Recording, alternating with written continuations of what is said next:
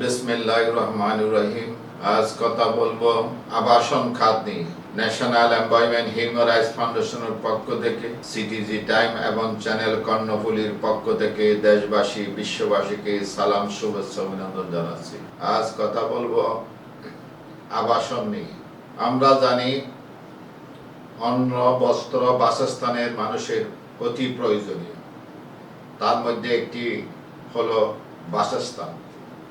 এই বাসস্থানটা national employment human রাইটসের পক্ষ থেকে মনে করি আমাদের বাংলাদেশের কথা আমরা তুলে ধরব। আবাসন খাতে মানুষের পরিশ্রমের ফসল হিসেবে সরকার যেমন লাভবান, তেমনি জনগণও লাভবান। কেমন করি? সরকারে কেন লাভবান, আবার জনগণও কেন লাভবান? আপনার জনগণের হাতে 3 ঘন্টা জায়গা আছে। এটা যদি আবাসন ব্যবসায়ীদেরকে দেওয়া হয়, তারা 9 তলা 10 তলা বিল্ডিং করে।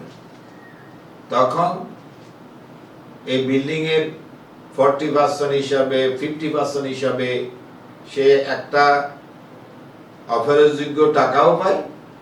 আবার এই আবাসন খাতে যদি 40-60 হয়, তার পরিমাণ সমপরিমাণ ফ্ল্যাট পায়। 50% হলে তার সমপরিমাণ ফ্ল্যাট পায়।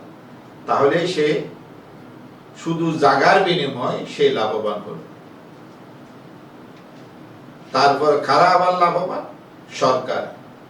এই আবাসন ব্যবসায়ীর একটা ফ্ল্যাট বিক্রির সময় মিনিমাম 6 লাখ টাকা থেকে 1 কোটি টাকা পর্যন্ত সরকারকে কর দিচ্ছে বিভিন্ন খাতে। আবার এই আবাসন ব্যবসায়ীরা ফ্ল্যাট করার কারণে একটা বিল্ডিং থেকে সিটি কর্পোরেশন পুরো মহল্লায় যতটুকু কর পায়, তার চেয়ে একটা বিল্ডিং এর মধ্যে সে কর আদায় করতেছে। প্রত্যেকটা ফ্ল্যাটের এগেইনস্টে সে কর পাচ্ছে।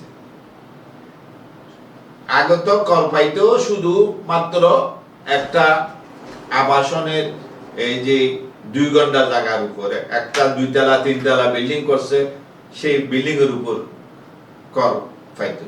কিন্তু এখন পাচ্ছে সে বহুতলা বিল্ডিং হওয়ার কারণে এই কোটি কোটি টাকা রাজস্ব পাচ্ছে কে? City corporation. সাথে সাথে ট্যাক্স পাচ্ছে, ইনকাম ট্যাক্স পাচ্ছে, তারপরে টিন সার্টিফিকেট বাবদ পাচ্ছে, তারপরে পাচ্ছে বিভিন্ন হাতে উন্নয়ন ট্যাক্স পাচ্ছে। কারা পাচ্ছে? সরকার পাচ্ছে। এবার আসুন, প্রায় 475টি মতো প্রোডাক্ট একটা বিল্ডিং এ ব্যবহার করা হয়। এই বিল্ডিং এর এই প্রোডাক্টগুলির প্রতিটি ফ্ল্যাট পর্যন্ত এটা ব্যবহার করা হয়। আবাসন ব্যবসায়ীর সৌন্দর্য বর্ধনের জন্য এটা ব্যবহার করতেছে। সুন্দর সুন্দর টাইলস লাগাচ্ছে, সুন্দর সুন্দর ডিজাইন করে বিল্ডিং করতেছে, বাংলাদেশের ভাবমূর্তি উজ্জ্বল করতেছে। তাহলে এই আবাসন ব্যবসায়ীরা করে যাচ্ছে, সুন্দর বর্ধন করতেছে। ঢাকা, চট্টগ্রাম, বিভিন্ন সিটিতে এই আবাসন ব্যবসায়ীরা সুন্দর সুন্দর মার্কেট, সুন্দর সুন্দর বিল্ডিং নির্মাণ করতেছে বিদায় সরকার হাজার হাজার কর পাচ্ছে এখান থেকে। রেজিস্ট্রি অফিসে চুক্তিনামার সময় একটি কর পাচ্ছে। সামান্য একটা আমোক্তনামা মধ্যে 1,45,000 টাকা ট্যাক্স দিচ্ছে। স্ট্যাম্প লক্ষ লক্ষ টাকার স্ট্যাম্প দিচ্ছে। তাহলে লাভ কার? সরকারের। অথচ 2 ঘন্টা জায়গা, 3 ঘন্টা জায়গা, 5 ঘন্টা জায়গা, এটা যদি মালিকে বিল্ডিং করতো, তাহলে মাত্র 2 তলা 3 তলা বিল্ডিং হতো। কিন্তু আবাসন ব্যবসায়ীর খাতে যাওয়ার কারণে এটা বহুতলা বিল্ডিং হচ্ছে। এটা সৌন্দর্য বৃদ্ধি পাচ্ছে। এখানে সরকার যেমন লাভবান হচ্ছে, যারা এই যে বিভিন্ন প্রোডাক্ট তারও লাভবান হচ্ছে। সাথে সাথে জায়গার ভূমির মালিকও লাভবান হচ্ছে। তাহলে এর মধ্যে আমরা চাচ্ছি স্বল্পপুঁজি মানুষদেরকে একটি একটি ফ্ল্যাট দেওয়ার জন্য। আপনি সরকারি চাকরি করতেছেন, আপনি এমনি একটা ফ্ল্যাট কিনতে পারছেন না। আপনি প্রথমে কিছু টাকা দিলেন, তারপরে প্রতি মাসে মাসে কিস্তির সুবিধার কারণে ওই একজন চাকরিজীবী সে একটা ফ্ল্যাটের মালিক হয়ে যাচ্ছে। তাহলে তার টাকাটা এমনি থাকতো না, তার টাকাটা এমনি পাওয়া যাইতো না, কিন্তু একসাথে জীবনও দিয়ে একটা ফ্ল্যাট কিনতে পারতো না। পাচ্ছে কেমনে? সেই কি করে কিস্তির উপর কিস্তি টাকা দিয়ে সেই আস্তে আস্তে এই ফ্ল্যাটের মালিক হচ্ছে 3 বছর 4 বছরের ভিতর। তাহলে এর মধ্যে একদিকে ট্যাক্স বাড়ানো, একদিকে উৎস কর আদায়, একদিকে ব্যাট, একদিকে রেজিস্ট্রি বৃদ্ধি। তাহলে আবাসন ব্যবসায়ী কি সরকার কি আবাসন ব্যবসায়ীদেরকে ধ্বংস করে দিতে চায়? আমার মনে হয় আবাসন ব্যবসায়ীরা মরে যাক, সরকার এটা যাচ্ছে। সরকার মনে করতেছে এখান থেকে মনে হয় হাজার হাজার কোটি টাকা কামাচ্ছে, আমরা সব খেয়ে নিব। যারা সরকার আসে আমি দেখতে পারলাম যে আবাসন ব্যবসায়ীদেরকে শুধু আঘাত করে যাচ্ছে। আবাসন ব্যবসায়ীকে কোন রকম সুযোগ দেওয়া হচ্ছে না। আপনি সিডিয়া রাজুক, তারপরে খুলনা সিডি রাজুক, আমার কক্সবাজার, এখানে সব জায়গায় দেখলাম একটা প্ল্যান নেবেন, মাসের পর মাস, বছরের পর বছর ঘুরতে হচ্ছে। বিশেষ করে চট্টগ্রামের যারা উন্নয়ন কর্তৃপক্ষ আছে, এর কাছে মানুষ কিভাবে যাবে আমি বুঝতেছি না। কারণ এক বছরও কোনো প্ল্যান পাওয়া যাচ্ছে না। 6 মাস 7 মাস 8 মাস পরে এলওসি দেওয়া হচ্ছে। এইটা কেমন কথা? একটা প্ল্যানের জন্য যাচ্ছে, হায়ার যদি অনুমোদন পাওয়ার ক্ষেত্রে শেষ করি বলে বিল্ডিং করবে কেমনে? তো এখন বিল্ডিং যদি যে সময় 3 বছরের জন্য নিল, 1 বছর 1.5 বছর চলে গেল আর বিল্ডিং করতে পারে না। আবার মালিকের আবাসন ব্যবসায়ীর মধ্যে মামলা মোকদ্দমায় জড়িত হয়ে যাচ্ছে। তাহলে একদিকে প্রোডাক্টের দাম বৃদ্ধি করে ধ্বংস, আর দিকে প্ল্যানের দিকে সঠিকভাবে প্ল্যান নেওয়ার কারণে ধ্বংস, আর এদিকে মালিক পক্ষকে ঠিক মতো বুঝে না দেওয়ার পরে এই ক্ষতি। সব দিকে আবাসন ব্যবসায়ীদেরকে ক্ষতি করতেছে সরকার। তারপরেও এটা লড়াই করে আবাসন ব্যবসায়ীরা দেশকে উন্নয়নশীল দেশে পরিণত করতে যাচ্ছে।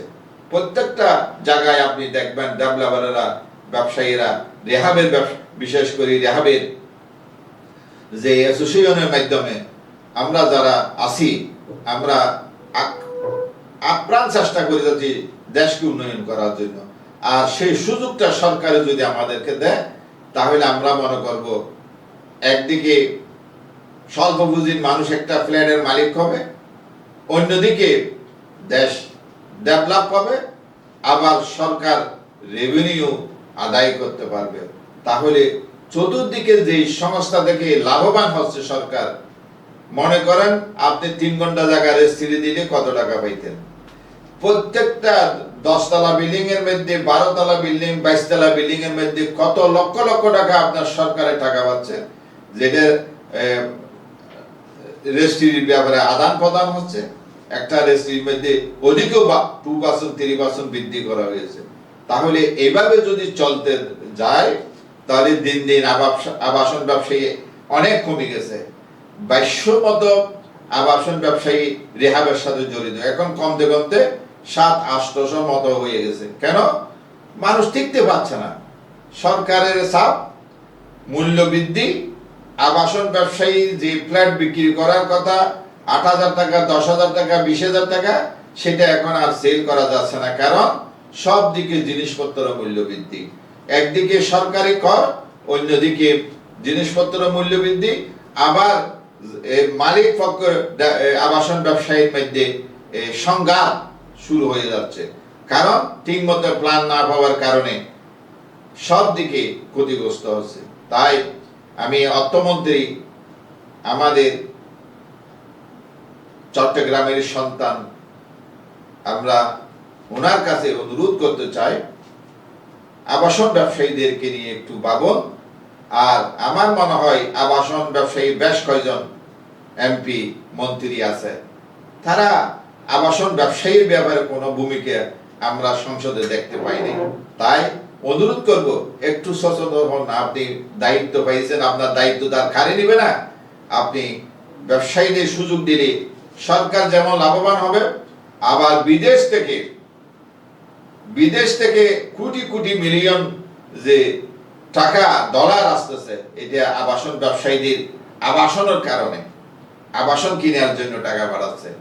তাহলে আমাদের এই আবাসন ব্যবসায়ীদেরকে বাঁচাইয়ে রাখার জন্য সরকারের নিকট বিনীত অনুরোধ জানাই, যেখানে যে প্রতিবন্ধকতা আছে সেগুলি দিকে একটু নজর দেওয়ার অনুরোধ জানাই আজকের মতো বিদায় নিলাম। আল্লাহ হাফেজ।